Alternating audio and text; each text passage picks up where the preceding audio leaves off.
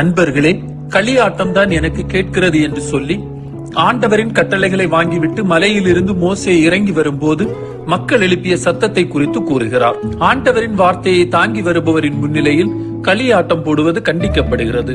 ஏனெனில் ஆண்டவரின் வளாகத்தில் நடக்கும் எல்லாமே நம்மை ஆண்டவரிடம் கொண்டு சேர்க்க வேண்டும். ஆனால் இன்று ஆலய வளாகங்கள் களியாட்ட கூடமாக மாறுவது வருத்தமானது.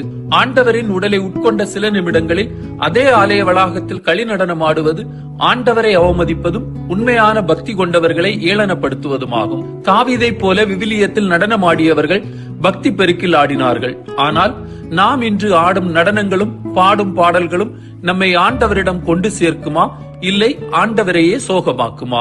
தாயும் தந்தையுமான இறைவா, எங்களின் பொழுதுபோக்கிற்காக உமது இல்லத்தையும் திருவிழாக்களையும் பயன்படுத்தாமல் அவற்றின் அர்த்தமறிந்து செயல்பட வரம் தாரும். ஆமீன்.